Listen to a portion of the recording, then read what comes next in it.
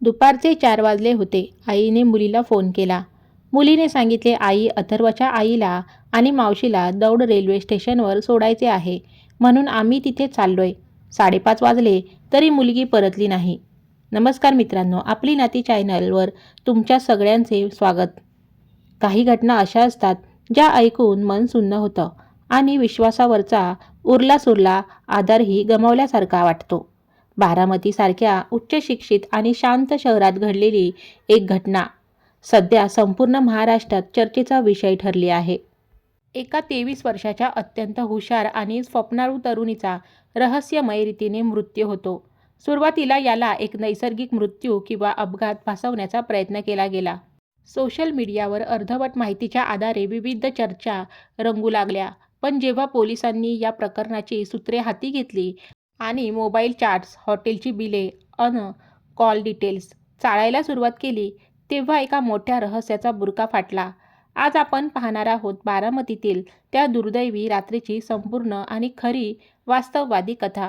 एका साध्या मध्यमवर्गीय कुटुंबातून 23 वर्षाची ती तरुणी, डोळ्यात भविष्याची अनेक स्वप्न घेऊन ती बारामतीतील TC कॉलेजमध्ये प्रवेश घेण्यासाठी तयारी करत होती.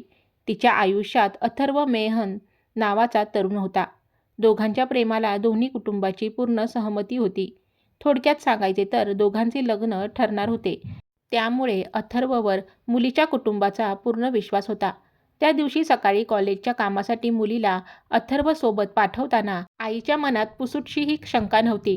पण मुलगी घराबाहेर पडल्यापासून आई वेळोवेळी फोन करून तिची काळजीपोटी विचारपूस करत होती. दुपारचे 4 वाजत आले होते. आईने मुलीला फोन केला. मुलीने सांगितलं, आई अथर्वच्या आईला आणि मावशीला दौंड रेल्वे स्टेशनवर सोडायचे आहे, म्हणून आम्ही तिथे चाललोय. 5:30 वाजले तरी मुलगी परतली नाही. आईने काळजीने थेट व्हिडिओ कॉल केला.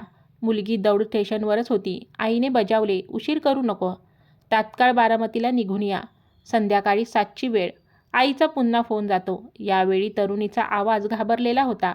तिने आईला सांगितले, आई अथर्वचे घर रिकामे आहे, त्याच्या घरी कोणीच नाही. तो मला त्याच्या फ्लॅटवर चालण्यासाठी सतत आग्रह करतोय. मी नाही सांगतेय, पण तो माझे ऐकायला तयार नाही. मित्रांनो, ही तरुणी तिच्या आईशी आणि मैत्रिणींशी पूर्ण प्रामाणिक होती. तिने आधीच तिच्या बालपणीच्या मैत्रिणीला आणि आईला सांगितले होते की अथर्व तिच्यावर अयोग्य गोष्टीसाठी दबाव टाकत आहे आणि तिला काही संशयास्पद गोळ्या औषधं देण्याचा प्रयत्न करत आहे. आईने फोनवर मुलीला कडक शब्दात बजावले, कुठेही थांबू नकोस, सरळ घरी ये. रात्रीचे 9 वाजत आले होते. मुलीचा फोन न आल्याने आईने मेसेज केला, कुठे आहात? बारामतीत पोचलात का? काही मिनिटात मुलीच्या मोबाईलवरून रिप्लाय आला, हो, आम्ही जेवतोय. आईला वाटले की जेवण झाल्यावर ते घरी येतील, पण 9चे 10 वाजले. मुलगी आली नाही. आईने पुन्हा फोन लावला. पहिला फोन कट झाला. दुसऱ्यांदा फोन वाजला आणि तो अथर्व मेहनने उचलला. फोनवरचा अथर्व प्रचंड घाबरलेल्या अवस्थेत होता. तो म्हणाला, तुम्ही घराखाली या, मी तुम्हाला घ्यायला येतोय. आई धावत खाली गेली. अथर्वने तिला गाडीत बसवून हॉस्पिटलच्या फेऱ्या मारण्यास सुरुवात केली. आधी देवकाते रुग्णालय, मग भट्टे रुग्णालय आणि शेवटी सिल्वर जुबली रुग्णालय. तिथे स्ट्रेचरवर जेव्हा त्या आईने आपल्या 23 वर्षाच्या मुलीचा मृतदेह पाहिला, तेव्हा तिच्या पायाखालची जमीन सरकली. डॉक्टरांनी मुलीला डेड ऑन अरायव्हल घोषित केले. सुरुवातीला हा हृदयविकाराचा झटका असल्याचे दाखवण्याचा प्रयत्न झाला, पण बारामती पोलिसांच्या तपासाची चक्रे फिरली आणि अथर्वच्या जबाबात भयानक विसंगती समोर आल्या. पहिली विसंगती, आरोपीने सांगितले की ते रात्री 9 वाजता जेवत होते, पण पोलिसांनी हॉटेलचे बिल तपासले तेव्हा उघड झाले की अथर्वने रात्री 7:45 वाजताच एका हॉटेलमध्ये जेवून बिल भरले होते. मग रात्री 9 वाजता मुलीच्या मोबाईलवरून जेवतोय असा मेसेज कोणी केला? दुसरी विसंगती, फ्लॅटमध्ये मुलीची तब्येत बिघडल्यानंतर अथर्वने रुग्णवाहिका किंवा पोलिसांना फोन करण्याऐवजी त्याच्या एका मित्राला मृतदेह खाली आणण्यासाठी का बोलावले? तिसरी विसंगती, मुलीचे इंटरनेट अचानक का बंद करण्यात आले होते? या सर्व पुराव्याच्या आधारे पोलिसांनी तात्काळ अथर्व मेहन याच्यावर निष्काळजीपणाने मृत्यूस कारणीभूत ठरल्याचा गुन्हा दाखल केला आहे. मुलीच्या पोटातील अन्नद्रव्य आणि विसेरा फॉरेन्सिक लॅबमध्ये पाठवण्यात आला आहे.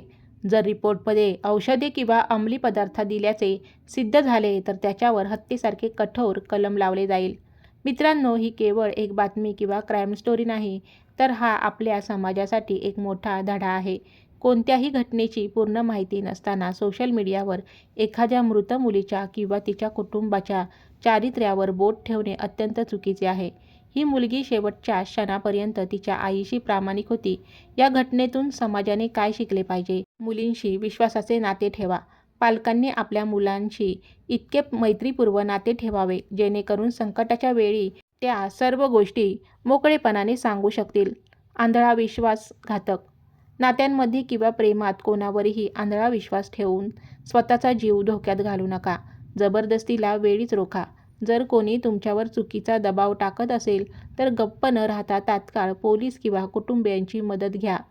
पोलीस सध्या या प्रकरणाचा सखोल तपास करत आहेत. आरोपीवर कठोर कायदेशीर कारवाई होईलच. तुम्हाला या घटनेबद्दल काय वाटते? कमेंट करून नक्की सांगा. अशाच महत्त्वाच्या कथा आणि अपडेटसाठी आपली नाती चॅनलला नक्की सबस्क्राईब करा आणि हा व्हिडिओ जास्तीत जास्त शेअर करा. धन्यवाद.